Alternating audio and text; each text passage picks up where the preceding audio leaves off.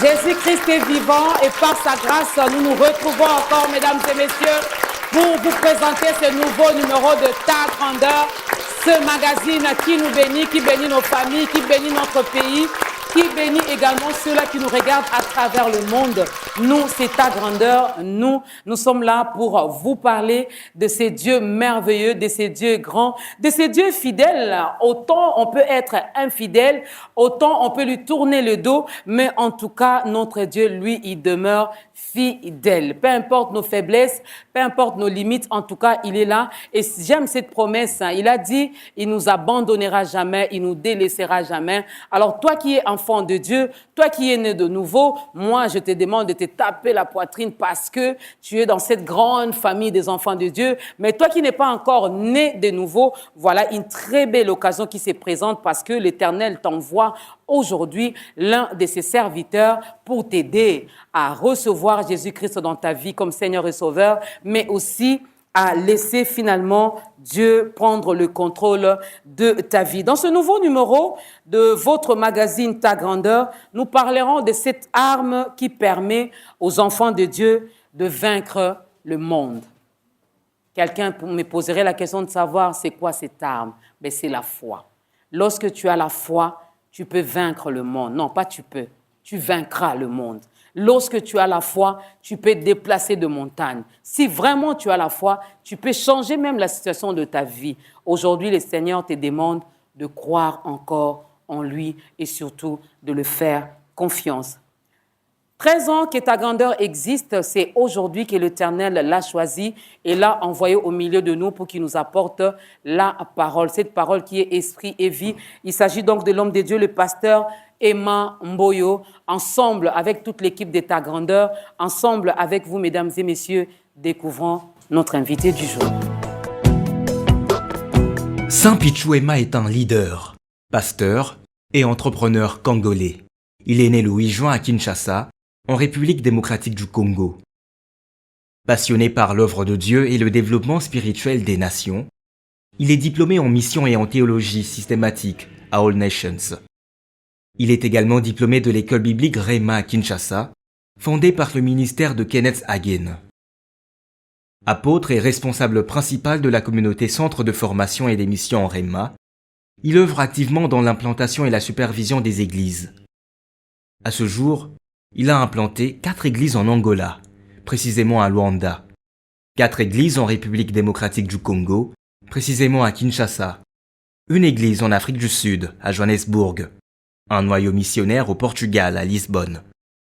Son ministère est profondément engagé dans le message de la foi et de la sainteté, avec une vision claire de former des disciples matures, enracinés dans la parole de Dieu et impactant leur société. Marié à Ange Ngongo Emma, il est père de 3 enfants, dont 2 filles et un garçon. Aujourd'hui, Saint Pichou Emma poursuit fidèlement sa mission, former, inspirer et impacter sa génération en révélant Christ et en suscitant une génération d'hommes et de femmes transformés pour le royaume de Dieu.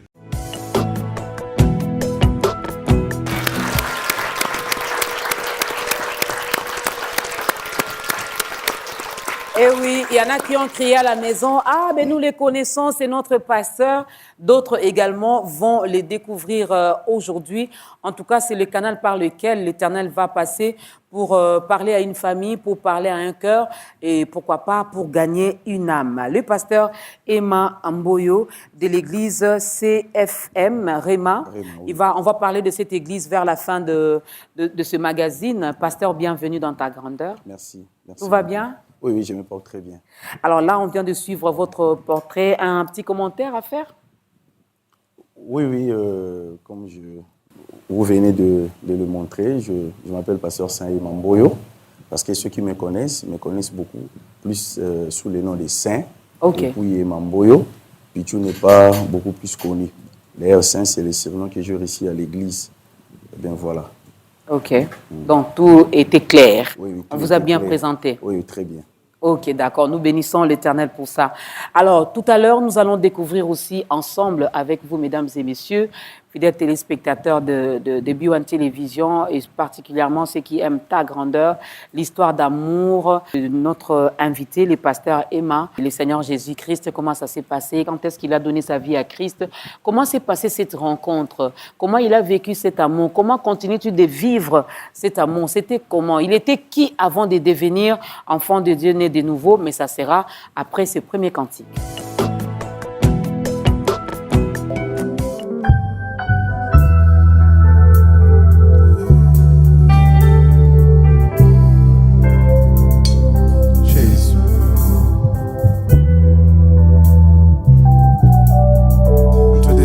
Seigneur, nous avons besoin de toi.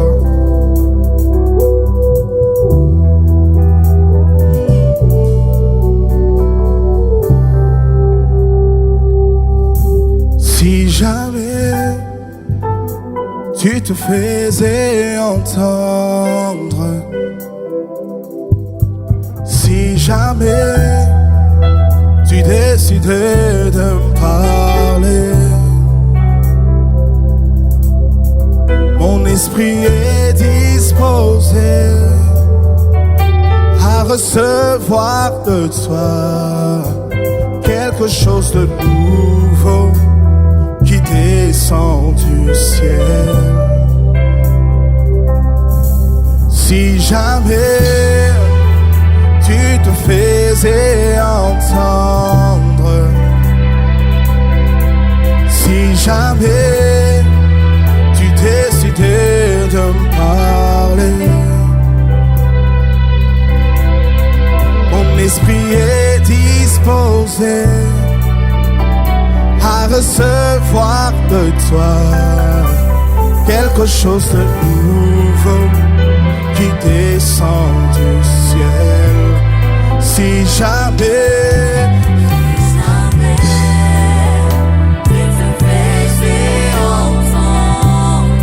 si jamais tu décidais de parler, mon esprit est disposé à recevoir de toi quelque chose de nouveau.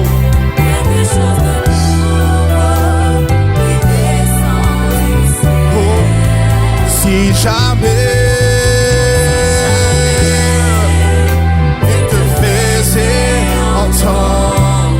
si jamais tu décidais, mon esprit est disposé à recevoir de toi quelque chose de nouveau qui descend du ciel. Je désire ta présence en ce lieu. Je désire voir ta gloire en ce lieu. Je désire ta présence en ce lieu. Je désire voir ta gloire en ce lieu. Je désire ta présence en ce lieu. Je désire ta présence en ce lieu. Je désire voir ta gloire.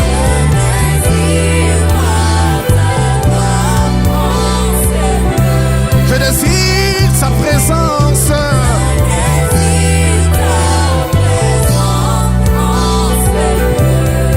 Je désire voir ta gloire.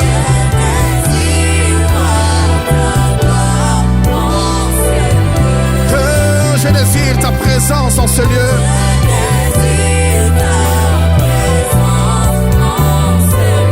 Je désire voir ta gloire.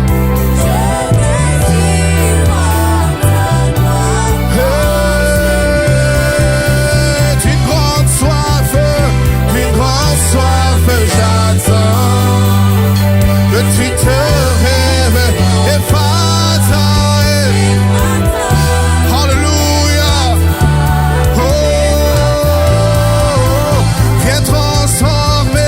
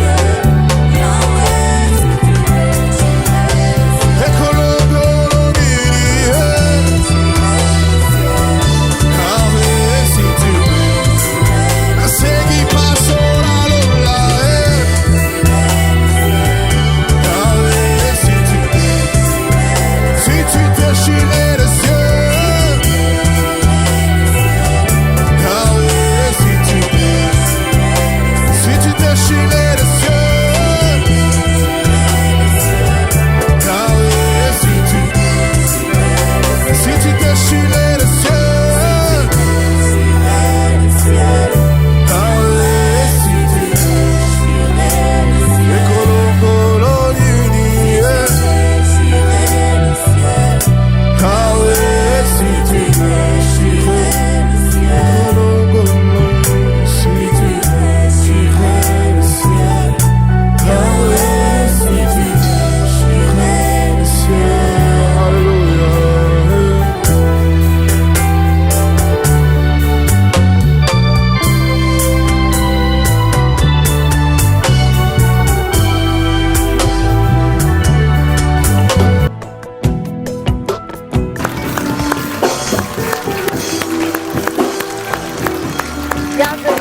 Bienvenue à toi. Bienvenue à toutes ces personnes qui viennent à peine de se joindre à nous. C'est votre magazine Ta Grandeur qui reçoit l'église CFM Réma. À la fin, on parlera de cette église et nous sommes avec notre invité. C'est le canal par lequel le Seigneur s'est choisi aujourd'hui pour nous parler de sa part, le pasteur Emma.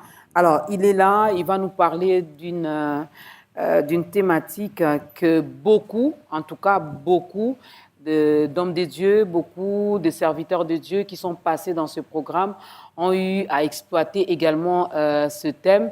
Alors lui, il revient, il vient dans Ta Grandeur, il va exploiter le même thème que je ne vais pas encore dévoiler, mais en tout cas, vous savez ce que la parole de Dieu nous dit, nous connaissons en partie, nous prophétisons en partie. Le même thème, la même thématique, le même sujet, le Seigneur peut envoyer autant de personnes pour vous en parler et vous allez remarquer que chacun d'eux aura une particularité parce que Dieu, on ne les limite pas. Alors, avant d'entrer, avant même que je ne dévoile notre thématique, avant même que je vous donne notre texte de référence, je m'en vais directement demander à notre invité, le pasteur Emma, de partager un peu avec nous son histoire d'amour avec le Seigneur. Qui était le pasteur Emma avant? Est-ce que c'était un voleur, un sorcier, un magicien, un brigand? Malheureusement, non. Pour mon cas, j'ai connu le Seigneur depuis mon jeune âge. OK. Je suis né à Lemba et aussi j'ai grandi à Lemba. Avec le réveil qui avait visité la commune de Lemba.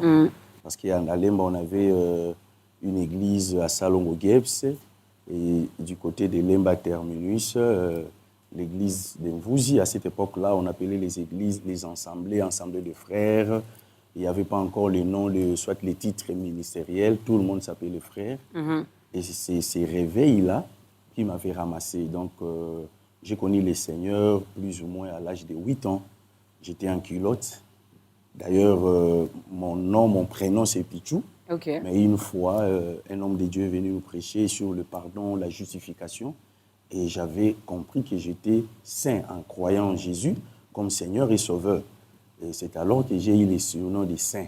Okay. Et à cet âge-là, jusqu'à aujourd'hui. Saint Pichou. Oui, Saint Pichou. Et c'est comme cela. Donc, j'avais reçu le Seigneur sous cet effet-là, de chaleur de réveil. Et à partir de ces moments-là, j'ai aimé le Seigneur toute ma vie. Donc, je n'étais pas voleur, je n'étais pas sorcier. Donc, et bien voilà. Donc à partir de l'âge de 8 ans jusqu'à aujourd'hui? Jusqu'à aujourd'hui, je suis chrétien. Voilà. Wow. Donc, je n'ai pas connu beaucoup de choses mauvaises que les gens commettent dans le monde. Je n'ai pas eu la mauvaise opportunité de le pratiquer. Voilà. Quelle grâce. Oui, c'est vraiment la grâce de Dieu. C'est vraiment la, il n'y a pas eu de regret, il n'y a pas eu, comme on dit, des fois on tombe et puis on se relève et puis on dit, bon, j'abandonne un peu. Avec la jeunesse, on s'est dit, bon, oui, avec la même... jeunesse, à un certain moment, vers 16 ans, oui, avec les amis mondains à l'école, les jeunes filles, j'avais essayé un peu de les suivre parce que l'église, notre église d'attache, le pasteur avait commis un forfait, il y avait des désordres à l'église. Cela ne nous avait pas permis de grandir comme autrefois. Et j'étais retourné dans le monde. Mais cela ne m'avait pas pris beaucoup de temps. Et quoi que j'étais dans le monde, les gens m'appelaient toujours pasteur. Je n'arrivais pas à injurier, je n'arrivais pas à voler, je n'arrivais pas à mentir, à faire du mal. les gens croyaient que j'étais prêtre catholique, soit je serais prêtre catholique, et bien voilà. Donc tout le monde me respectait. J'étais vraiment respecté à l'école. Mais gloire à Dieu, c'est une grâce. Hein. Je l'ai toujours dit que chacun de nous a une histoire particulière avec les Seigneurs. Toi, peut-être, les Seigneurs t'ont rencontré, c'était dans un bar. Mais avec les Saint Pichou, ce n'est pas le cas. Avec le pasteur Emma, ce n'est pas le cas. Depuis l'âge de 8 ans, il a donné sa vie à Christ. Il a rencontré les Seigneurs. Et c'était un appel où vous êtes décidé, vu qu'on vous appelait déjà Saint Pichou, vous avez dit, vous êtes décidé finalement de devenir serviteur de Dieu. Ou c'était un appel? Non, c'est un appel. J'ai reçu l'appel au salut en recevant Jésus comme Seigneur et Sauveur. J'ai commencé à œuvrer dans le département d'intercession. Nous étions encadrés par mon père, le révérend Sivi. C'est lui qui nous encadrait. À cette époque-là, il pouvait avoir peut-être 28 ans. Okay. On l'appelait Frère Miracle. Et nous étions vraiment très jeunes. J'ai reçu mon baptême à la rivière Ndjili. J'étais d'ailleurs en culotte. Je m'en souviens, en culotte blanche. Donc, c'est cet appel-là qui m'a conduit. Et puis, par la grâce de Dieu, j'ai reçu le second appel, l'appel au ministère. Et pour le moment, je suis dans le ministère. Est-ce qu'on peut acclamer pour le pasteur? Merci pour cette belle histoire d'amour avec le Seigneur Jésus-Christ. En tout cas, l'homme de Dieu est là. L'homme de Dieu est là à un moment donné. Lorsque le temps sera arrivé, on fera l'appel au salut, et vous qui nous suivez, si vous n'avez pas encore donné votre vie à Christ, vous allez le faire. Alors, ce thème, mesdames et messieurs, nous voulons encore une fois de plus, dans ta grandeur, parler de la foi. On parle de la foi encore aujourd'hui, une fois de plus. Et comme texte de référence, nous sommes dans 1 Jean, le chapitre 5, le verset 4. Mais d'autres passages bibliques, l'homme de Dieu nous les donnera, au fur et à mesure que nous allons avancer. Pourquoi le choix de ces thèmes, pasteur Emma? Pourquoi parler de la foi? Parce que la vie de tout chrétien dépend de sa foi. La Bible dit dans Hébreux chapitre 10, verset 38, « Mon juste vivra par sa foi. » Manquer la foi, c'est déjà mourir. Parce que la foi établit notre relation avec Dieu. Okay. Avant la foi, nous fûmes pécheurs. Mais lorsque nous avons manifesté la foi en Jésus en écoutant la parole, nous sommes devenus fils de Dieu. Au-delà de ça, nous sommes devenus la justice de Dieu.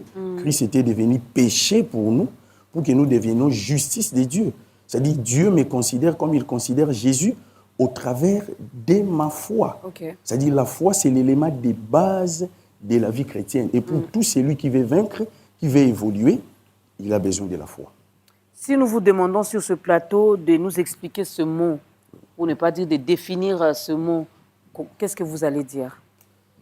En fait, je vais rester dans les Écritures. Si nous prenons Hébreux, chapitre 11, le verset 1er, je crois que la plupart des chrétiens connaissent ces passages, la Bible dit la foi est une ferme assurance. Non seulement une ferme assurance, mais des choses qu'on espère et une démonstration de celles qu'on ne voit pas. On nous montre deux facettes de la foi. C'est-à-dire la ferme assurance sur ce que Dieu vous a dit, la ferme assurance sur la parole de Dieu et la démonstration par rapport à ce que Dieu vous a dit. Les gens confondent la foi avec le simple courage. Les gens peuvent aussi confondre la foi avec la pensée positive. La foi n'est pas une simple pensée positive. La foi n'est pas le positivisme, non. Mais la foi, c'est la confiance, la ferme assurance que l'on met sur ce que Dieu vous a dit, sur sa parole et par le Saint-Esprit, au travers de la révélation personnelle. C'est-à-dire, avant d'avoir écouté ce que Dieu vous a dit, tout ce que vous pouvez faire, c'est le simple courage. Oui. Parce que la foi naît là où la volonté de Dieu est connue. Jusqu'à ce que vous ne saisissez la volonté de Dieu, vous ne pouvez pas œuvrer dans la foi. C'est la raison pour laquelle la Bible dit la foi vient de ce qu'on attend. On doit d'abord écouter le Saint-Esprit par les Écritures ou par une révélation personnelle pour dire que j'ai la foi. On ne peut pas avoir la foi sans l'évidence. Or, l'évidence de la foi, C'est ce que Dieu vous a dit. Il y a de ceux qui se disent, je réussirai, je ferai ceci. Mais ce qui leur manque, c'est l'évidence. L'évidence, c'est ce que Dieu vous a dit. Ce qui a fait la force des héros de la Bible, parce qu'ils avaient une chose que Dieu leur avait dit. Quels que soient les temps, quelles que soient les circonstances, les challenges, les événements. Mais ils espéraient toujours. Pourquoi? Ils se disaient, c'est Dieu qui nous a conduits jusqu'ici. Ben voilà. C'est-à-dire, sans l'évidence de la parole de Dieu, sans la révélation personnelle du Saint-Esprit, on ne peut pas parler de la foi. Sans la révélation personnelle du Saint-Esprit, donc ça, je mets ça déjà entre parenthèses, mais il y a des gens qui disent que le Seigneur ne m'a pas parlé, il y a des gens qui ne méditent même pas. Pour être encore plus facile, je dirais, il y a des gens qui ne lisent même pas leur Bible. Et ces personnes-là vous diront, mais moi, jusque-là, le Seigneur ne m'a rien dit.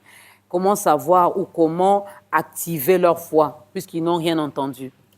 En fait, c'est là où le bas blesse, parce que nous avons deux types de révélations pour connaître Dieu. La première révélation, c'est la révélation consacrée.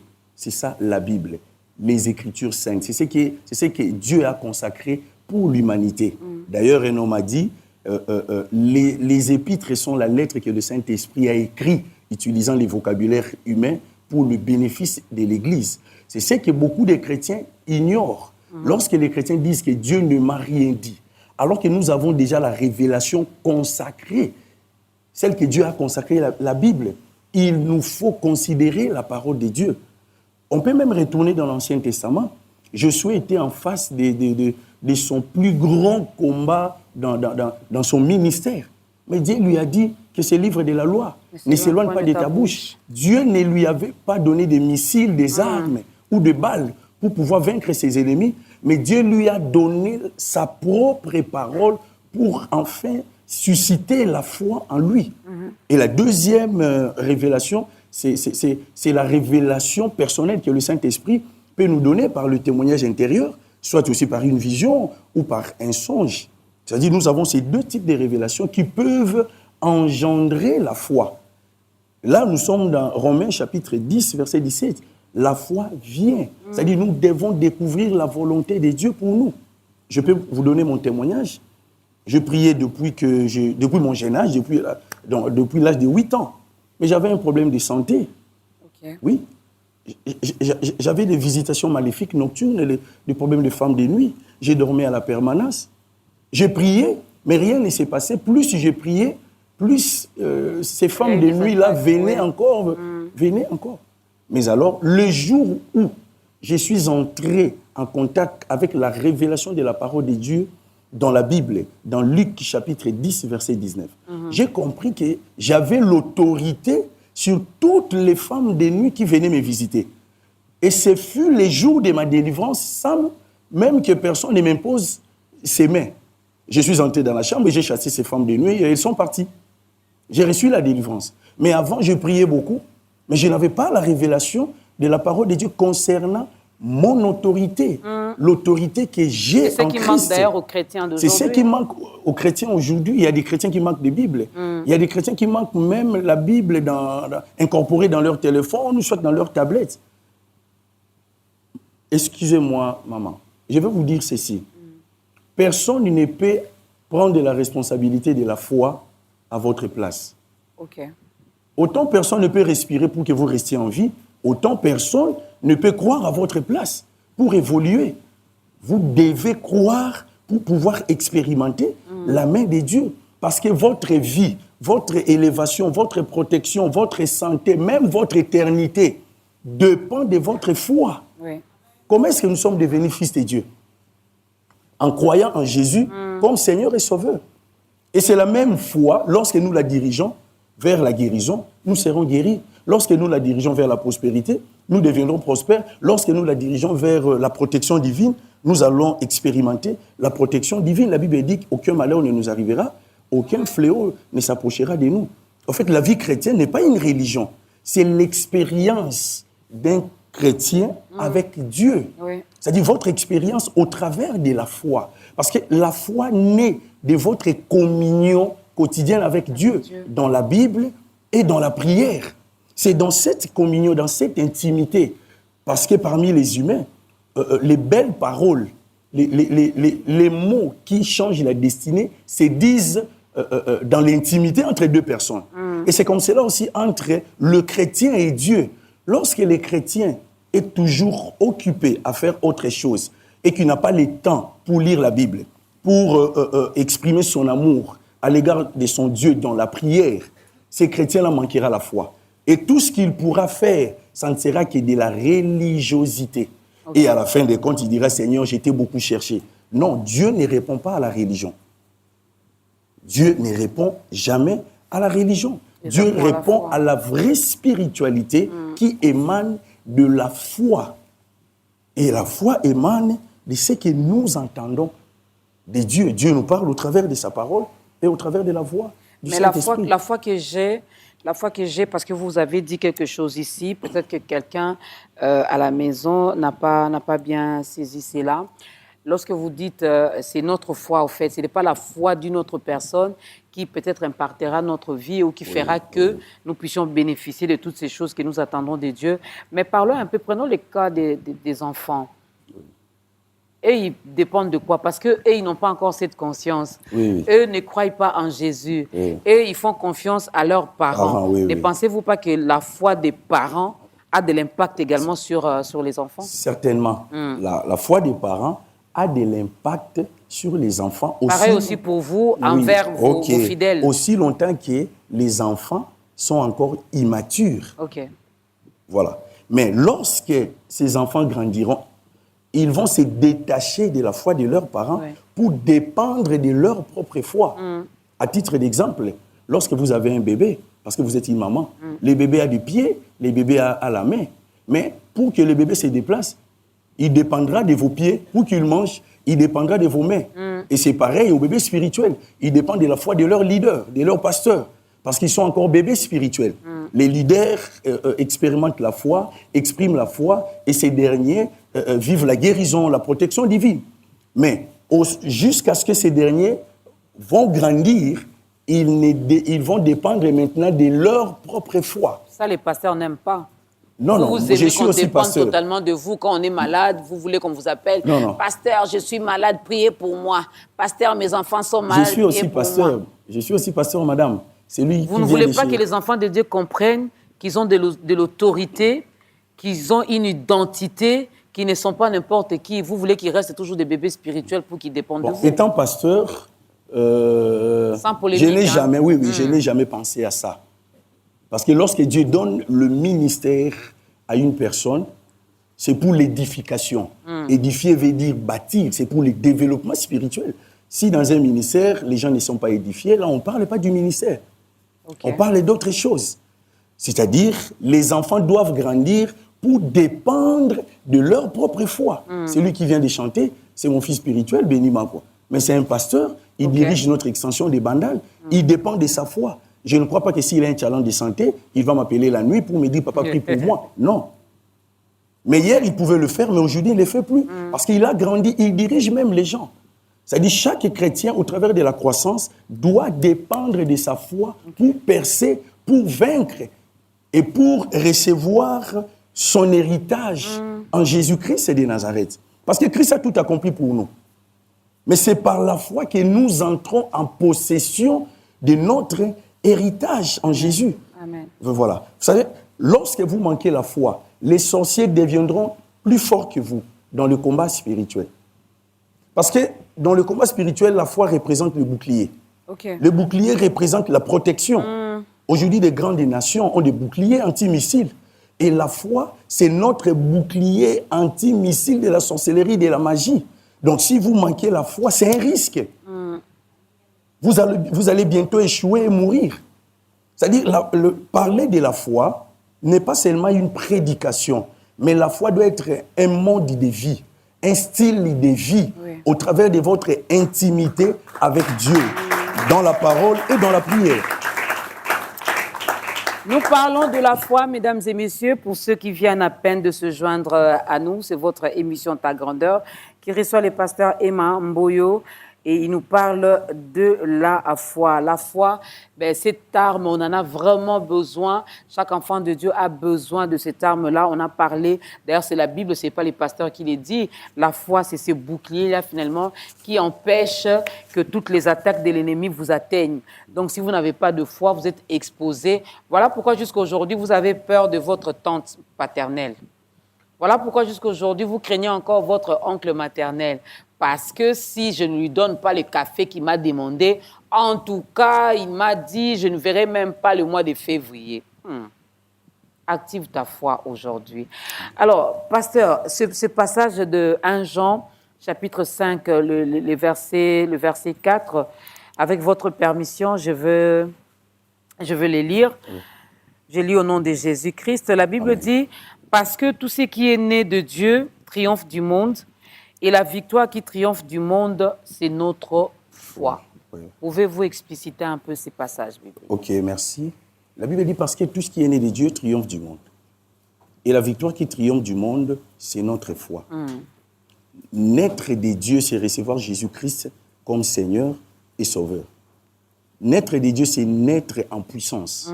C'est naître en autorité. C'est-à-dire tous ceux qui ont reçu Jésus comme Seigneur et Sauveur, ils sont nés dans la puissance. Ils sont nés dans l'autorité. D'ailleurs, de par leur nouvelle naissance, ils sont devenus la justice de Dieu. Ils sont devenus le temple du Saint-Esprit, les sacrificateurs de Dieu. Ils ne sont pas n'importe qui.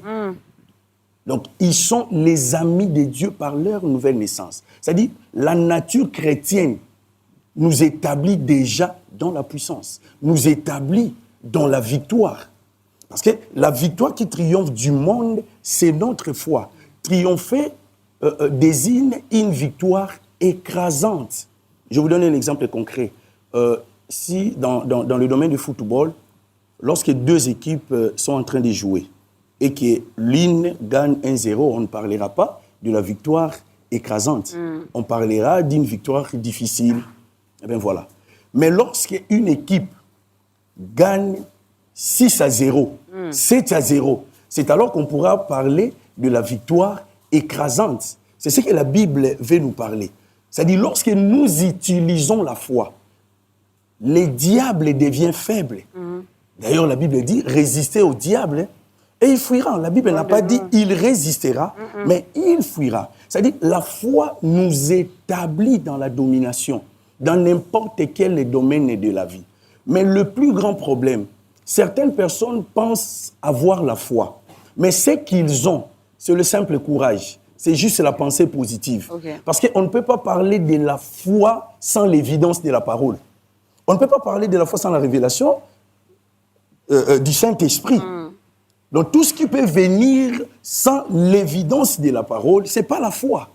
C'est-à-dire, on parle de la foi lorsqu'on a écouté ce que Dieu vous a parlé au travers des Écritures, soit aussi par une révélation personnelle. C'est là qu'on peut parler de la foi. Et plusieurs pensent avoir la foi et prier par la foi, mais à la fin des comptes, ils échouent. Et se disent que non, Dieu, tu ne m'as pas répondu, Dieu, tu fais le favoritisme. Non, Dieu est fidèle. Oui. Nous devons croire à la fidélité de Dieu. Amen. Dieu n'est pas un homme pour mentir, ni un fils de l'homme pour se repentir. C'est-à-dire, si nous pouvons redéfinir d'une autre manière la foi, nous aurons des grands résultats. Amen. On ne parle jamais de la foi sans l'évidence de la parole.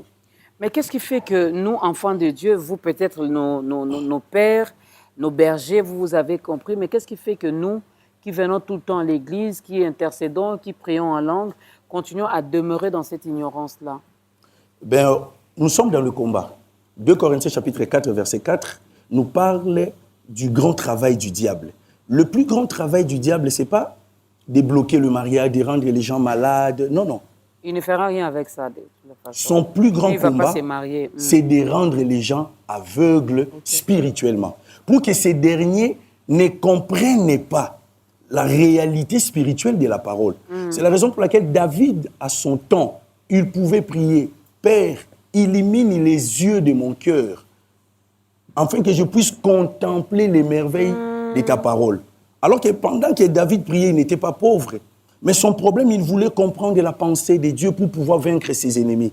On ne peut pas vaincre dans le combat spirituel seulement avec la prière et les jeûnes. Mais on va vaincre au travers de la révélation de la parole, accompagnée de la prière et du jeûne. La prière et le jeûne. Je suis dans Luc chapitre 17, le verset 6. Jésus-Christ dit dans ces passages que si vous aviez de la foi comme un grain de sénévé, vous diriez à ce sycomore ou à cette montagne, déracine-toi et plante-toi dans la mer et il vous obéirait. Oui. Aujourd'hui, c'est vrai, vous avez parlé du courage, vous avez parlé de la pensée positive, mais on voit beaucoup plus de chrétiens qui prient vraiment et qui marchent même dans la crainte de Dieu, mais qui ne reçoivent pas ce qu'ils ont demandé. Peut-être vous me direz, la Bible dit, vous priez, vous ne recevez pas parce que vous demandez mal. Oui, c'est l'une des raisons d'ailleurs. Voilà. Mais Maman Dorcas prie, elle demande, elle marche dans la crainte de Dieu, elle craint Dieu. Oui. Vraiment, elle marche bien, elle a vraiment activé sa foi. Oui. Mais la chose qu'elle attend là ne vient toujours pas. On a du mal à déplacer les montagnes. Oui, le problème qui est là, les gens ne comprennent pas la nature de la foi. D'ailleurs, la Bible nous appelle dans Galates chapitre 3 que nous sommes fils d'Abraham en croyant en Jésus comme Seigneur et Sauveur. La Bible ne nous appelle pas fils de Moïse ou fils des prophètes, mais la Bible nous appelle fils d'Abraham. Abraham a rencontré Dieu dans Genèse chapitre 12. Mais c'est à la 25e année qu'il a reçu la promesse, mais Abraham a persévéré. Romains chapitre 4, verset 18, nous dit que malgré que tout espoir semblait vain, mais ces derniers a cru. Maman, je vais vous expliquer une réalité. Le monde spirituel est aussi réel que le monde naturel. Ouais. D'ailleurs, la vie, elle est spirituelle avant d'être physique. Voilà. Sur ce, lorsque nous, chrétiens, nous prions, j'insiste sur ce point, selon la volonté de Dieu, Dieu nous donne, c'est pourquoi nous l'avons prié, au moment même nous l'avons demandé. Si Dieu ne le fait pas, c'est que Dieu a régné à l'œuvre de la croix, c'est qu'il a régné à sa parole. Alors que Dieu ne peut jamais régner sa parole.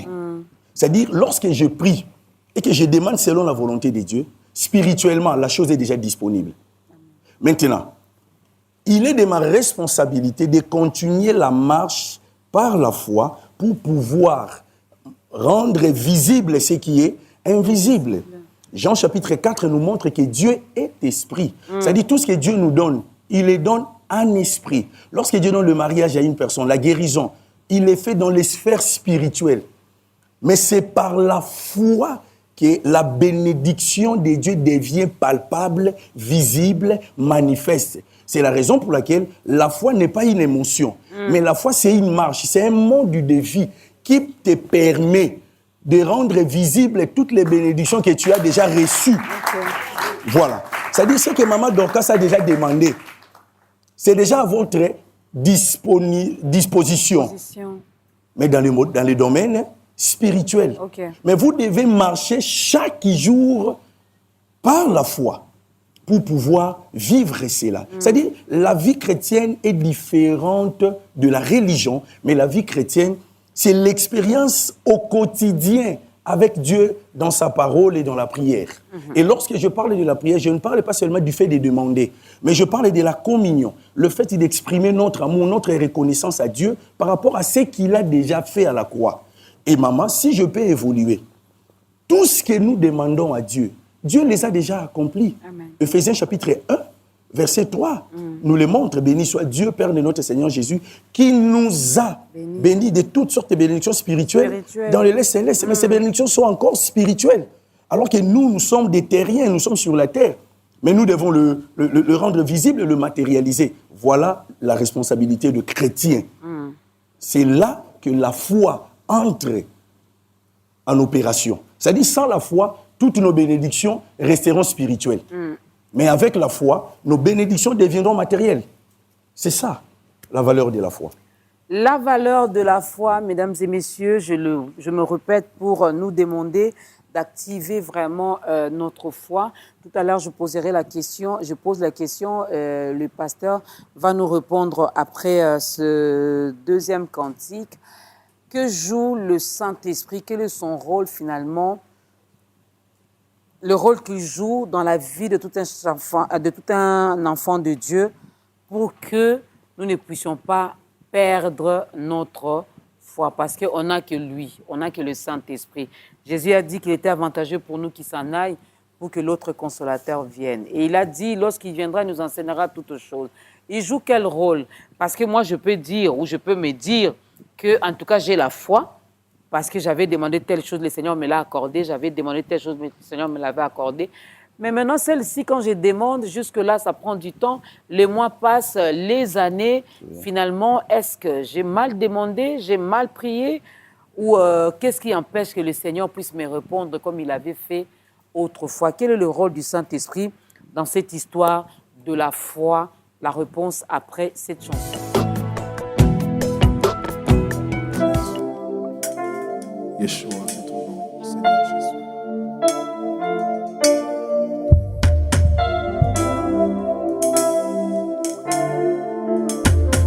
Jésus.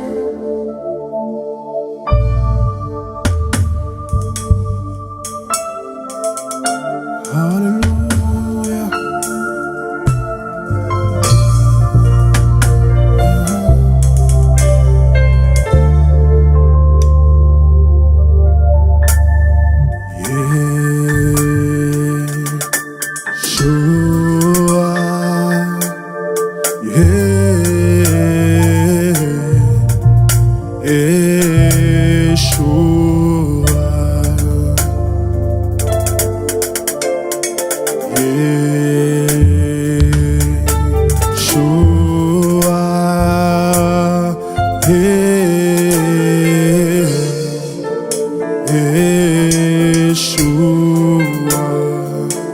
Yeshua,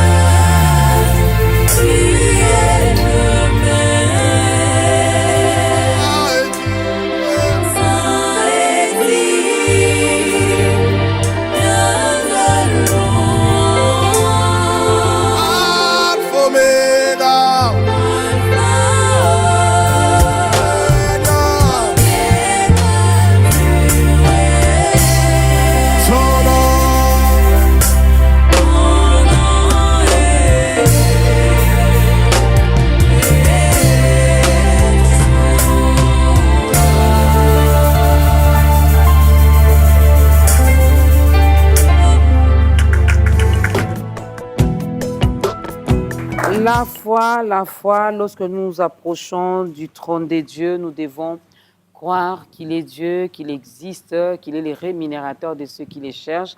En tout cas, sans la foi, mon frère, ma sœur, voilà pourquoi la chose que tu demandes, ça traîne parce que tu ne crois pas. Tu demandes une chose à Dieu, tu ne crois même pas. Il y en a qui ne croient même pas à l'existence de Dieu. J'ai échangé avec quelqu'un qui m'a dit, je sais seulement qu'il y a un être suprême qui existe. Je lui ai posé la question, mais c'est qui cet être suprême-là? La personne avait du mal de dire que c'est Dieu. Déjà, quand tu ne le reconnais pas, tu veux vivre quel miracle? Heureusement qu'il est bon, il est souverain. Il est tellement amour, ce Dieu-là.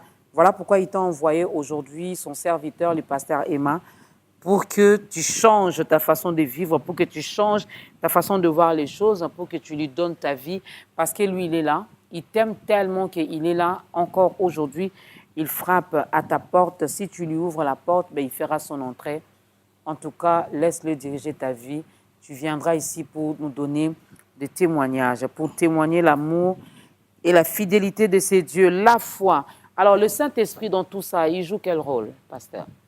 Le Saint-Esprit a un grand rôle à jouer.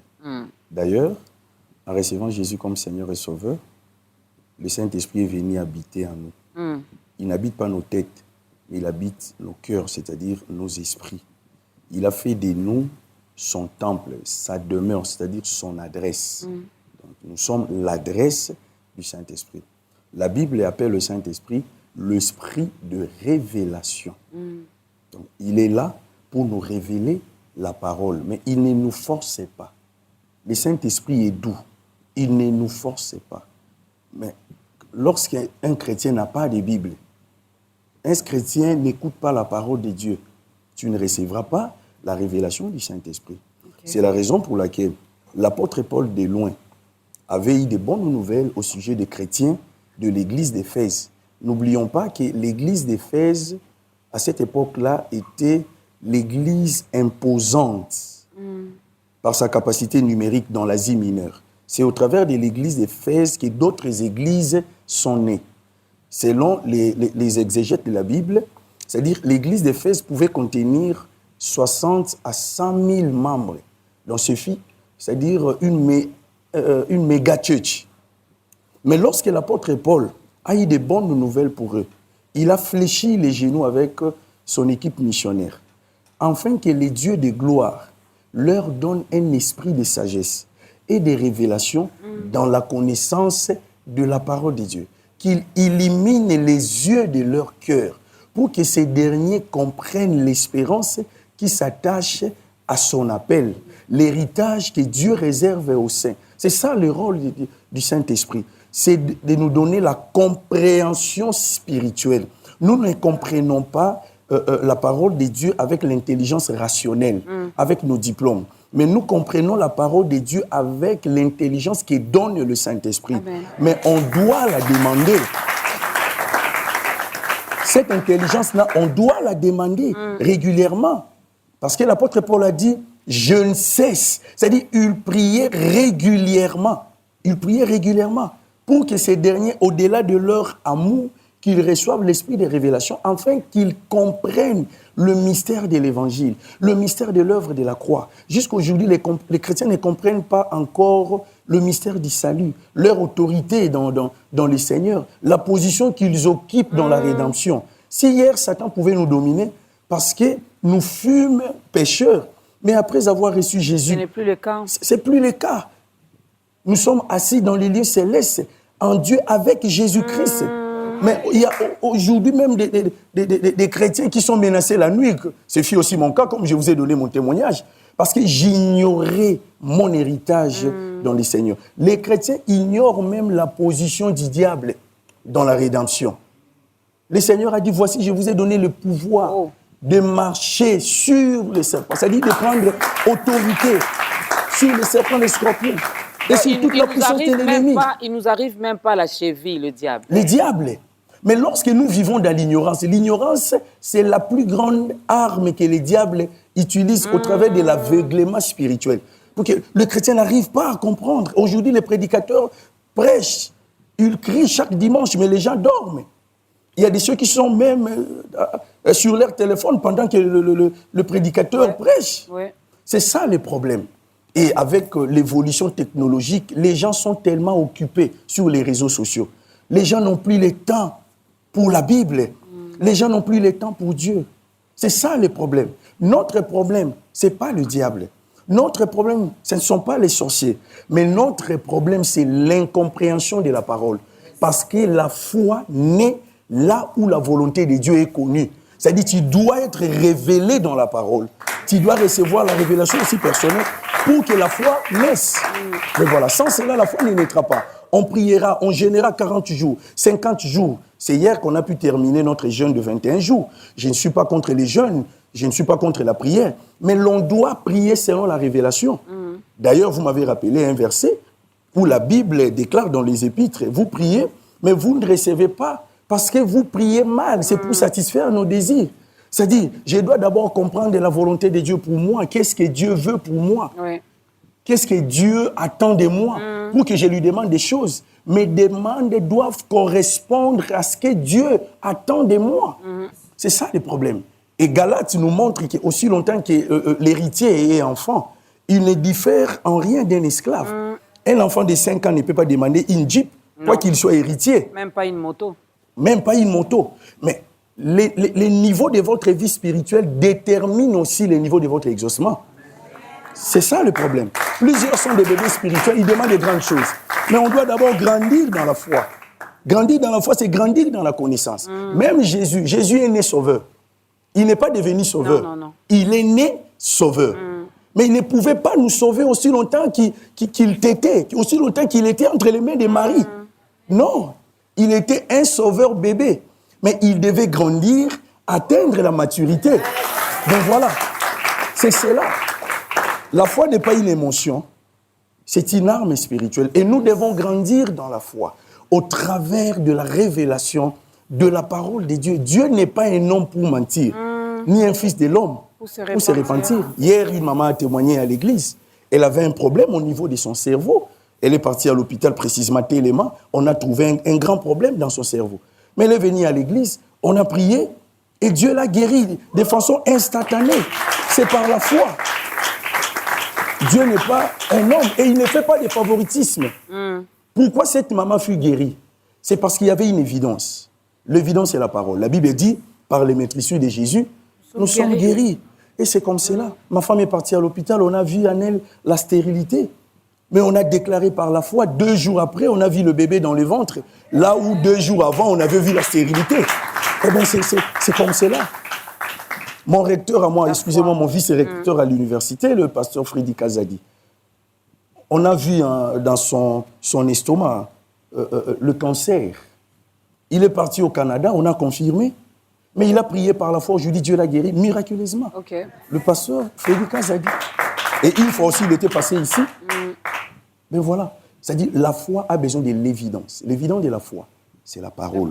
On doit comprendre la parole. Les chrétiens doivent s'agenouiller pour demander à Dieu la révélation de la parole. En d'autres termes, la compréhension de la parole. Donc voilà. Nous devons nous humilier, nous devons demander la compréhension de la parole. Voilà pourquoi on se laisse même berner par certains hommes de Dieu, parce qu'eux, ils nous apportent la parole selon leurs coutumes, selon leurs traditions. Ils peuvent vous dire que la femme doit toujours se couvrir la tête et vous allez dire « Amen, Amen, Amen, Amen ». Lui, peut-être, il est fait selon sa coutume. Lui, il est fait peut-être selon les femmes juives qui devaient tout le temps se couvrir la tête. C'est leur culture. Lui, il est fait peut-être... Or, si tu as la parole, si tu as la connaissance, si tu connais la parole, finalement, tu ne vas pas tout avaler. J'ai aimé quelque chose que le pasteur a dit. Il faudra également que nos prières, nos demandes rencontrent aussi les besoins de Dieu. Pour les lecteurs de la Bible, ils connaissent déjà l'histoire de Anne, qui a passé son temps à demander. Mais lorsque Anne a compris que... Parce que Dieu a aussi des besoins, nous sommes devenus des mendiants, pasteurs. Nous, on passe le temps à demander. Mais est-ce que nous nous posons la question de savoir ce que Dieu veut de nous, ce qu'il attend de nous? Anne a demandé. Or, Dieu avait un besoin parce que les fils du prophète se comportaient mal. Et il avait besoin de celui qui allait remplacer le prophète. Yo senga robotaka bibote là. Et quand tu as les enfants, tu ne prends même pas soin d'eux. Tu les laisses comme ça. Que Dieu te donne des enfants. Les enfants qui vont les servir. Amen. Les enfants qui feront que la grande famille des enfants de Dieu croisse. Amen. Hein, pas les enfants qui vont nous donner le mot de tête. Et puis tu vas commencer encore à regretter. La foi. Est-ce qu'il y en a en plusieurs dimensions? Je ne sais pas comment formuler cette question. Je vais la poser comme ça. Parce que quand je vois le passage de Luc 17, lorsque Jésus compare, il dit, même si cette foi-là est comme le grain de sénévé, ce grain-là est tout petit, c'est vraiment tout petit. Est-ce qu'il y a des dimensions de foi? Peut-être que le pasteur a une grande foi, la mienne, elle est encore petite. Je ne crois pas. Parlant des dimensions de la foi, cela dépend de la compréhension d'une personne à une autre. Mais je voulais seulement nous rappeler que tout chrétien a la foi. Romains chapitre 12, verset 3 nous le montre. C'est-à-dire, lorsque quelqu'un s'est dit « je suis chrétien », il a déjà une mesure de foi que Dieu lui a donnée au travers du Saint-Esprit. Parce qu'il a cru. Dieu a déposé cette mesure de foi, une portion de foi dans chaque chrétien. Et cette portion est la même pour tout chrétien. Mais la manière dont votre foi va se développer, cela dépend de votre responsabilité à la parole. Il y a ceux qui ne lisent pas, qui n'écoutent pas la parole de Dieu. Ils resteront dans la petite portion là, de la nouvelle naissance. Cette foi-là vous a introduit dans la puissance. Mais pour être établi dans la puissance, vous devez grandir. Luc 2, 52 nous montre que Jésus grandissait. Nous devons grandir dans la connaissance. Le Seigneur Jésus a dit, vous connaîtrez la vérité et la vérité vous rendra libre. Ce n'est pas une connaissance intellectuelle.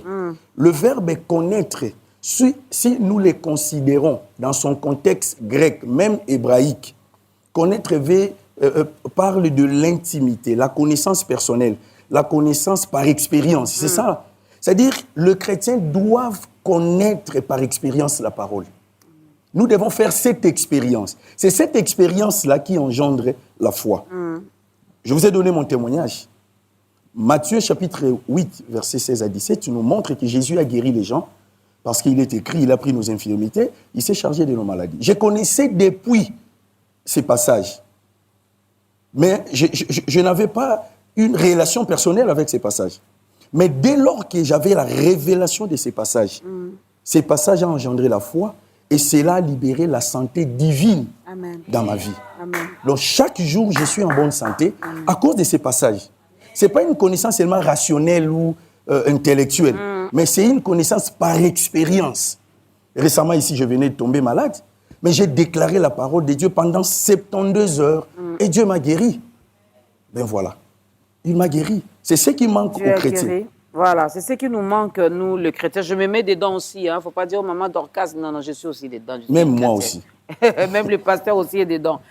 Alors, cette foi, d'après ma petite compréhension, elle grandit. Oui, elle doit évoluer. Elle évolue. Mais c'est la responsabilité du chrétien. Voilà. Ce n'est pas la responsabilité de Dieu, parce que Dieu a déposé déjà une mesure de foi. Il a fait sa part.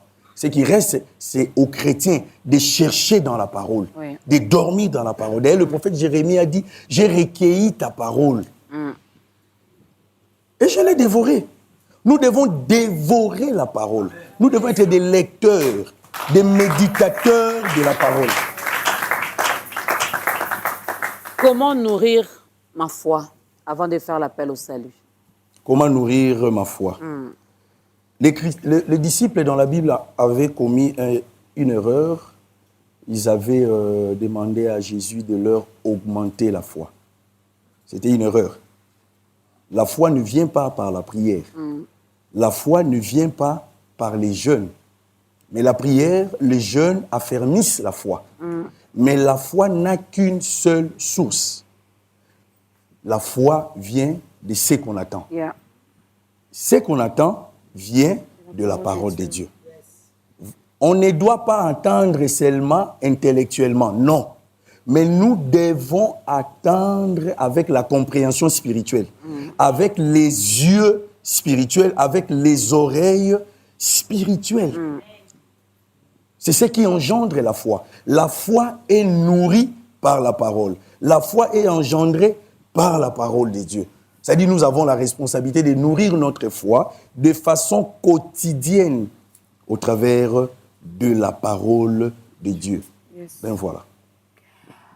Ah là là là là, il y a tellement de choses à dire par rapport à la foi. Avant de prendre les résumés de tout ce que le pasteur a dit, nous allons demander à l'homme de Dieu de regarder sa caméra. Nous allons t'aider. Il a dit ici, lorsqu'on te présente Jésus, lorsqu'on te parle de la personne de Jésus et que tu prends la décision de lui donner sa vie, tu prends la décision de le recevoir comme Seigneur et Sauveur, une fois que tu crois à ça, tu es enfant de Dieu né de nouveau. Et l'Esprit de Dieu vient habiter en toi. Là, déjà, il y a la foi. C'est cette foi-là qui t'a permis de croire à la parole qu'on t'a présentée. Alors aujourd'hui, l'homme de Dieu nous a présenté encore la parole de Dieu. Il nous a présenté la personne de Jésus-Christ. C'est Dieu-là qui opère encore des miracles parce que le temps des miracles n'est pas fini. Lui-même, c'est un témoignage vivant. Vous avez écouté ce témoignage ici tout au long de cette émission. Alors, es-tu prêt? Es-tu prête à recevoir Jésus-Christ dans ta vie? L'homme de Dieu est là. Il va t'aider à faire ton entrée dans cette grande famille des enfants de Dieu. Pasteur, regardez votre caméra. Adressez-vous directement à ses cœurs. Bien-aimés, la Bible dit, aujourd'hui, si vous entendez sa voix, n'endurcissez pas vos cœurs. Pourquoi? L'homme a le plein pouvoir d'accepter ou de refuser la parole de Dieu. Dieu, en créant l'homme, il lui a donné le libre arbitre. Cependant, Dieu a envoyé son Fils Jésus. Jésus est venu, il est mort et il est ressuscité pour toi. La Bible dit, car Dieu a tant aimé le monde qu'il a donné son Fils unique, afin que quiconque croit en lui ne périsse point, mais qu'il reçoive la vie éternelle. Bien aimé, aussitôt que vous recevez Jésus comme Seigneur et Sauveur, tous vos péchés sont pardonnés. Voici quelques années, soit beaucoup d'années, j'avais prié pour un bien-aimé qui avait fait avorter 52 fois aux jeunes filles. Il avait la culpabilité, il est venu me chercher. On a prié, il a reçu Jésus comme Seigneur et Sauveur. Dieu l'a restauré et il a prospéré. Quelle que soit la dimension de tes péchés, quelle que soit la grandeur ou la forme de tes péchés, si tu acceptes Jésus maintenant, tous tes péchés seront pardonnés et ipso facto, tu deviendras fils de Dieu, tu deviendras la justice de Dieu. Dieu te verra comme Jésus. Tu deviendras petit frère de Jésus ou petite fille de Jésus. Et quand tu prieras par la foi, il exaucera ta vie. Je t'en conjure, n'endurcis pas ton cœur. Et la Bible dit, si tu confesses de ta bouche le Seigneur Jésus, si tu crois dans ton cœur que Dieu l'a ressuscité des morts, tu seras sauvé. Le salut n'est pas loin de toi, c'est dans ta bouche. Si nous pouvons prier ensemble, le salut entrera dans ton cœur, tes péchés seront pardonnés. Et si tu es malade, je peux même prier pour toi, car la guérison fait partie du paquet de la rédemption que nous avons reçu à la croix. Je vais devoir prier ensemble avec toi. Tu vas seulement répéter mes paroles et le Seigneur Jésus entrera en toi. Dieu pardonnera tous tes péchés. Tu deviendras fils de Dieu, la justice de Dieu, le temple du Saint-Esprit. Nous allons prier. Tu vas répéter mes paroles. Seigneur Jésus, j'ai écouté ta parole. J'ouvre mon cœur. Pardonne-moi de tous mes péchés. Lave-moi par ton sang. Je crois de tout mon cœur que tu étais venu dans le monde. Tu es mort pour moi et tu es ressuscité pour moi. Je te reçois aujourd'hui comme mon Seigneur et mon Sauveur. Je prends l'engagement de te servir toute ma vie. Je me désengage du monde et je prends l'engagement de commencer une nouvelle marche par la foi. Merci Seigneur de m'avoir sauvé. Je suis fils de Dieu, je suis la justice de Dieu, je suis le temple du Saint-Esprit. Je vais maintenant prier seul. Père, je te présente ces âmes qui ont reçu ton Fils Jésus comme Seigneur et Sauveur. Père, que ton Esprit Saint les anime. Que ton Esprit Saint marche avec eux. Sois leur Seigneur, au nom de Jésus. Je prie pour tous ceux qui sont malades. Car la Bible dit, par le meurtrissure de Jésus, nous sommes guéris. Dieu est fidèle dans sa parole. Lorsque nous avons l'évidence de la parole, le miracle est au rendez-vous. J'ai maudit toute maladie dans ton corps, quel que soit son nom, sida, cancer et autres. Je les maudis au nom de Jésus. Je les maudis au nom de Jésus. Je déclare ta guérison au nom de Jésus. Je te guéris dans le nom puissant de Jésus. Amen. Que la guérison te soit donnée maintenant. Amen. Et que la bonne santé devienne ta portion. Au nom de Jésus, nous avons ainsi prié. Père, je prie aussi pour ceux qui ont des besoins qui sont dans ta volonté. Oh Dieu, réponds à leurs besoins qui sont dans ta volonté. Conduis-les, oh Dieu. Je prie que l'esprit de sagesse et de révélation dans la connaissance de ta parole soit la portion de tes bien-aimés, afin que nous ayons la compréhension de la parole et que nous marchions dans la foi. Car la foi n'est pas une simple prédication, une simple émotion, mais c'est un mode de vie, c'est une marche de tous les jours dans ta parole et dans la communion. Merci Seigneur, car tu m'as exaucé. Au nom de Jésus, nous avons ainsi prié. Amen. Est-ce qu'on peut faire mieux que ça? Est-ce qu'on peut pousser les cris de joie pour ces âmes qui viennent d'être sauvées? En tout cas, vous venez de faire un bon choix, c'est une bonne décision que vous venez de prendre. En tout cas, que le Seigneur vous bénisse, que le Seigneur bénisse également son serviteur qui vous a aidé à faire votre entrée dans cette grande famille des enfants de Dieu. Et n'hésitez pas, n'ayez pas honte de témoigner Dieu. L'homme de Dieu a prié pour le cas des maladies, pour ceux-là qui sont malades. En tout cas, le Seigneur vous guérit. Témoignez, donnez une action de grâce parce que notre Dieu, il est merveilleux. Et j'aime, il dit par ses maîtresses, nous sommes, pas nous étions, pas nous serons. Il dit nous sommes. Donc si tu crois, tu es déjà guéri. Et si tu es guéri, témoigne le merveille de Dieu dans ta vie. Alors, pasteur, avant de parler de l'Église, qu'est-ce qu'on peut retenir par rapport à la foi? Ces mots de 3 lettres seulement. La foi, c'est la chose majeure qu'un chrétien puisse connaître. Sans la foi, il n'y a pas la vie éternelle. Sans la foi, pas de guérison. Sans la foi, pas de délivrance. Et sans la foi, le diable domine sur nous. Car la Bible dit, parce que tout ce qui est né de Dieu triomphe du monde. Et la victoire qui triomphe du monde, c'est notre foi. La foi n'est pas une émotion. Mais la foi, c'est basé sur ce que Dieu a dit. Amen. Il doit y avoir une évidence, une démonstration, ce que Dieu a dit. Si tu n'as pas ce que Dieu t'a dit dans la Bible, ou par une révélation personnelle que la Bible aussi soutient et confirme, n'avance pas encore. Il te faut ouvrir la Bible, écouter la parole pour que la foi naisse. Demeurer dans la communion avec Dieu pour que la foi naisse. Car la foi commence là où la volonté de Dieu est connue. Voilà. Et notre Dieu est fidèle. La Bible nous dit qu'il est derrière sa parole pour l'accomplir. En tout cas, les pasteurs l'ont répété plusieurs fois. Il n'est pas un homme pour mentir, ni pour se repentir. Donc lui, quand il dit, il accomplit ce qu'il a dit. Amen. Même si tu ne vois pas encore, ne désespère pas, continue. Parce que c'est lui qui t'a fait la promesse. Il ne ment pas, il ne se répand pas. C'est lui qui t'a dit qu'il fera, il finira par le faire. Toi, tout ce que tu peux faire, c'est activer ta foi. Continue de croire. Continue encore d'espérer. Parlons de l'Église, pasteur. Okay. L'adresse, où se situe l'Église, comment se présente le programme. L'année vient de commencer. Okay. Est-ce qu'il y a...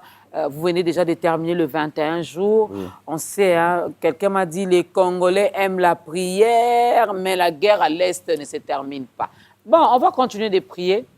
On va encore continuer. Après 21 jours, ça viendra 7 jours, 40 jours, 60 jours, 100 jours. Jusqu'à la fin de l'année, il y aura toujours des programmes comme ça. Parlons de l'Église, pasteur. Nous n'allons pas abandonner de prier. Seulement, nous devons prier selon la parole. Amen. Nous devons prier selon la révélation de la parole. Au fait, nous sommes dans une communauté dont je suis le visionnaire. Okay. La communauté, c'est le centre de formation et de mission, l'église Réma. Ici vous formez et puis vous envoyez. Oui. Okay. Donc c'est vraiment la mission que le Seigneur Saint-Esprit nous a donnée. Ici à Lemba, notre église centrale, c'est à Lemba. voulais-je dire, sur l'avenue Zizi, numéro 17. Donc, c'est non loin de... Il y a plusieurs Lemba, il paraîtrait. Lemba Terminus. Lemba Ok. Terminus. Donc, nous sommes vraiment au cœur, excusez-moi, au cœur de Lemba Terminus. Et puis, nous sommes aussi à Bandal. Ok. D'ailleurs, notre pasteur de Bandal est avec nous, c'est lui, le chantre. Oui, oui. Il est aussi médecin. Oui, oui, il a terminé ses études en Occident. Je suis son père, donc je parle de lui. Pasteur, on viendra se faire soigner gratuitement là. Ok. On viendra, on va fabriquer des cartes de ta grandeur. Hein? Oui, oui. Donc quand vous arrivez, vous cherchez le médecin, vous présentez la carte de ta grandeur. Oui, oui. Et puis on vous soigne. Mais les médicaments, vous allez acheter vous-même. Certainement. Allons-y, pasteur. Donc nous sommes aussi à Bandal. Nous avons une extension à Bandal. Oui. Nous avons aussi une extension à Mongafula. Notre pasteur de Mongafula, il est derrière moi. Pasteur de Mongafula. Il nous a accompagnés. Voilà, il est là. Et nous sommes aussi à Angaba. Le pasteur du Canada devait être là. Malheureusement, il est empêché. Nous sommes aussi à Luanda. À Luanda, nous avons 4 extensions. Nous avons 4 extensions. L'une à Kapolo, à Kuka, à Souka Nord et à Belmonte, pour ceux qui connaissent Luanda. Moi, j'ai dit oui, hein, mais je ne connais pas Luanda. OK. Nous sommes aussi en Afrique du Sud, dans la ville de Johannesburg, précisément à Rosettenville. Nous sommes là-bas. Nous avons aussi... Gloire à Dieu. C'est pour sauver les âmes. Amen. Nous avons aussi un noyau qui évolue très bien à Lisbonne, au niveau du Portugal. OK. Oui. Donc, par la grâce de Dieu, nous allons commencer un service sur Zoom avec tous les bien-aimés qui sont en France, à Belgique. Donc, aujourd'hui, nous sommes samedi. Donc, le lundi, je prends mon vol pour la France parce que nous avons une grande émission en France. Quoique nous n'avons pas encore implanté une église, mais nous avons déjà les membres avec qui nous faisons la prière. Voilà. Comment faire pour vous contacter? Il y a un numéro de contact. Vous êtes également sur les réseaux sociaux? Oui, je suis sur les réseaux sociaux. Mon numéro de contact, c'est plus 243 82 00 66 584. C'est mon numéro de contact. Vous avez une secrétaire? Oui. Elle est gentille, elle décroche facilement? Très gentille. Elle est ici? Elle est avec nous. Secrétaire? Ah, elle est là. Yannick, la secrétaire est là. Secrétaire, si on appelle, il faut décrocher. Hein? Oh non, les pasteurs ne reçoivent pas aujourd'hui. Oui, c'est ce qui est normal parce que le pasteur travaille beaucoup. Vous savez, une fois, je me suis rendu auprès d'un cardiologue à l'hôpital général de Kinshasa, ex-Mama Emo. J'avais un problème au niveau de mon cœur. Il m'a dit, quand on m'a dit que vous êtes pasteur, je connaissais déjà votre problème. Parce que le pasteur travaille sans répit. Et aussi le médecin travaille sans répit. Et ils ont le même maladie, le même problème. Certes, Christ nous a guéris à la croix, mais nous devons travailler avec intelligence parce que Dieu lui-même se reposa. Donc voilà. Là, le pasteur vient de défendre sa secrétaire. Donc, si vous appelez et que la secrétaire vous dit que le pasteur se repose, rappelez plus tard. Le message est passé, pasteur. Merci. Il a raison, hein. Il y en a maintenant qui meurent même pendant la prédication. Et là, les Kinois disent « Ah, Simba Kibiloko ». Non, non, non. Ils ne se reposent pas. Oui, oui. Mais je connais certains pasteurs qui se sont vraiment donné une discipline. Oui, oui. Le lundi, ils ne décrochent pas les téléphones. Le lundi, ils ne sortent pas. Oui, oui. Lundi, c'est journée pédagogique pour les pasteurs. Ils restent en famille. Ils restent avec les enfants. Nous, les mamans pasteurs, nous souffrons. Hein? Les bandimi, grandissez. Prenez soin de vous. La foi. Il y a certaines prières que vous pouvez faire seules, sans pour autant appeler les pasteurs. Je salue toutes les mamans pasteurs qui nous suivent. Amen. On est ensemble, les mamans pasteurs. Amen. Elles ont un grand cœur, hein, les mamans pasteurs. Oui, oui. Alors, il y a quelque chose qui se prépare au mois de juillet. On peut juste flasher. Hein? Oui, mais oui, je sais, par la grâce de Dieu, peut-être vous reviendrez avant juillet. Avant juillet, je reviendrai. Après mon voyage de l'Europe, je reviendrai. C'est-à-dire, nous sommes en train de préparer une grande action appelée renforcement spirituel. Okay. C'est durant une semaine. Okay. C'est-à-dire, pendant la semaine, nous serons à l'église, au temple, et les dimanches, nous serons au terrain non loin de l'église, le terrain Mbongo. Okay, là, nous allons gagner les âmes, les malades seront guéris, les possédés seront délivrés. Donc, nous On sommes y en train de nous reviendra, préparer pour ça. mesdames et messieurs. En tout cas, il y avait beaucoup de choses à dire. La Bible est tellement vaste, elle est tellement costaud. Et en parlant de la foi, il y a tellement de choses à dire. Lorsque vous lisez même Hébreux, chapitre 11, hein, là-dedans, le Seigneur a commencé même à donner des exemples. Tel a eu telle chose à cause de sa foi, tel a vécu telle chose à cause de sa foi. Donc, allez-y méditer. Vous aussi, vous pouvez vivre un miracle à cause de votre foi. Faisons confiance en Dieu. Jésus-Christ a dit qu'il nous a demandé de croire en Dieu et de croire en lui. Ce n'est pas trop vous demander. N'allez pas chez les féticheurs. Là-bas, ils vont vous demander des choses et eux-mêmes savent comment vous pousser à ne pas respecter ces conditions-là pour que vous ayez la folie. Mais avec Dieu, il vous demande tout simplement de croire. Pas de boire beaucoup d'eau salée, pas de vous laver 20 fois. Pas de laisser vos cheveux en désordre. Non, il vous demande seulement de croire. Amen. Et aujourd'hui, dans ta grandeur, nous vous demandons également de croire. Croyez en Dieu. Faites confiance à Jésus-Christ. Croyez en l'œuvre de la croix. C'est cette œuvre salvatrice qui fait de nous, qui nous pousse d'ailleurs à marcher tête haute. Parce que l'autre là, il a été vaincu et il est sous mes pieds. Amen. Quelqu'un. C'est une créature comme toi et moi. Amen. Maintenant, il est sous mes pieds. Mais toi, tu as peur de lui. Active ta foi. Pasteur, merci d'être passé. Une première, pas une dernière. Okay. Merci à tous les serviteurs de Dieu et à toutes les servantes de Dieu qui... Non, c'est pour la sourire à sœur. Alors, c'est tellement bien que nous la mer et ça va bien. Hein? Merci, sœur. Que Dieu te bénisse pour ses sourires. C'est comme ça qu'un enfant de Dieu doit être. Même si elle a faim, mais elle sourit. Amen. Même si ça ne va pas, mais on sourit. Amen. Vraiment, contamine-moi ces sourires-là. Hein? Voilà, je reçois ça. Merci beaucoup à tous ceux-là qui ont accompagné l'homme de Dieu. C'en est fini. Juste le temps pour moi de dire merci à toute la grande équipe de ta grandeur. Quelqu'un m'a dit, Maman Dorcas, pourquoi tu dis toujours on ne change pas l'équipe qui gagne? Ben, on ne change pas l'équipe qui gagne.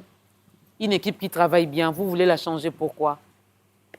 Mais eux aussi, quand on leur jette des fleurs comme ça, la tête des caméramans grossit, et puis ils vont faire... Non, j'aime cette équipe. Et cette équipe m'aime bien. Ensemble, nous sommes là pour travailler pour l'œuvre de Dieu. Alors, merci à la grande équipe de ta grandeur. Oui, pasteur. En fait, je voulais un peu saluer ma femme, ma douce moitié. Ah oui, moi-même, j'ai oublié aussi. Oui, et le pasteur est très marié. Hein? Je suis marié, père de 3 enfants. Très marié, pasteur. Ajoutez très marié. Oui, sans intention de la répudier. Donc, ça, c'est bien. Elle s'appelle Ange Emma. Oh, maman Ange. Oui, oui. Maman Ange, on vous salue. Avec tous les enfants et là. Pourquoi elle n'est pas venue? Non, elle et les enfants sont en Occident. Ah. Oui, les enfants étudient en Occident. Donc vous êtes ce genre de pasteur qui laisse la femme et les enfants là-bas? Non. Ah. Je suis à cheval entre Kinshasa et Occident. Moi, je suis sensible à ça. Hein. D'ailleurs, le lundi déjà, comme aujourd'hui nous sommes samedi, le lundi je prends mon vol pour aller en Occident. Oui, oui. Maman Ange. Je salue aussi tous mes fils spirituels, tous mes pasteurs ainsi que tous mes amis. Voilà. Vous savez comment ça se passe dans ta grandeur? Quand on est marié, en tout cas, on vient accompagné de sa femme. Seulement, la femme doit être là. Mais maman Ange est en Occident avec les enfants. Je ne vais pas poser la question pourquoi vous les avez laissés là-bas. Toi aussi, tu veux quitter le Congo pour aller en Occident. Tu sais pourquoi, non? Non, je t'encourage. Il faut aimer le Congo et il faut rester au pays. N'est-ce pas? Alors, c'en est fini. Levons-nous. L'homme de Dieu va nous bénir avec une prière. Amen. Elle va déclarer des choses sur nous, sur vous, mais aussi sur ce programme, sur la chaîne B1 Télévision. Et nous allons danser. Je n'ai même pas demandé le nom du groupe. Hein. Le groupe a un nom? Oui, oui, Rema Praise. Oh, Rema Praise. Oui, oui. Ok, d'accord. Et puis, le groupe Rema Praise va nous proposer les tout derniers cantiques. Qui a déjà vu le pasteur Rema en train de danser? Pas moi. On va le voir aujourd'hui. Merci. Allez-y, pasteur.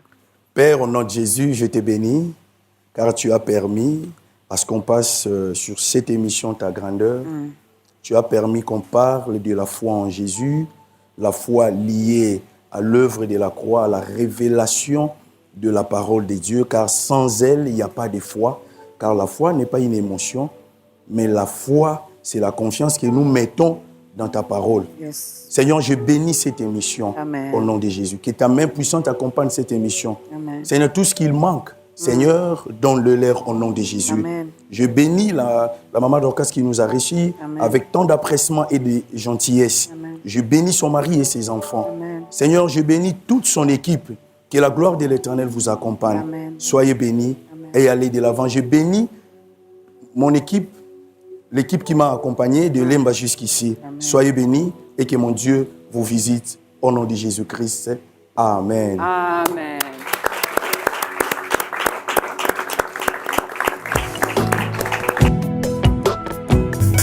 Est-ce que tu peux acclamer pour ces dieux?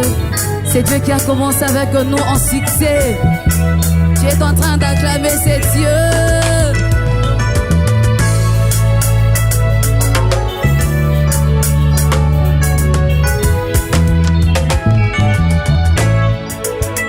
Bobetelanga lisolo ya Nzambe. Oyo ya Biblia oyo na moni pesa boke senye salite. Bobetelanga lisolo ya Nzambe. Oyo ya Biblia oyo na moni pesa boke senye salite. Azala Nzambe ya bona botama tindenge na kolie. De génération en génération atika Nzambe. Azala Nzambe ya bona botama tidenge na kolie. De génération en génération atika Nzambe. Ozali Nzambe. Nzambe avinaka. Ozali Nzambe. Ya ya Ozali Nzambe. Nzambe avinaka.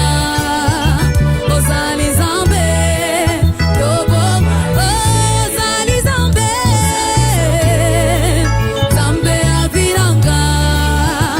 Ozali Nzambe. Bobo vanité. Il est le même hier, aujourd'hui, éternellement. Continue de croire en ces dieux.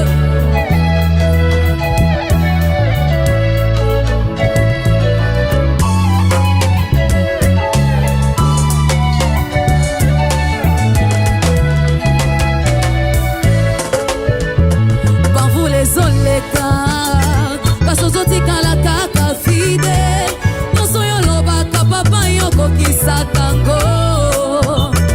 Par vous les oleka kasozozika la kaka fide nyonso yo lobaka papa yoko kisakango. Tu es le même, tu es le même, tu es le même éternellement. Jésus unique, tu es unique, tu es unique éternellement. Ozali Nzambe, Nzambe avinaka. Ozali Nzambe, ya ya Ozali Nzambe, Nzambe avinaka. Ozali Nzambe, obongwanite. Est-ce que tu peux lancer les cris de joie de la manière tu es en train de le faire? Est-ce que tu peux le faire avec la foi? Uniquement en acclamant ces dieux, il va faire de grandes choses. Alléluia.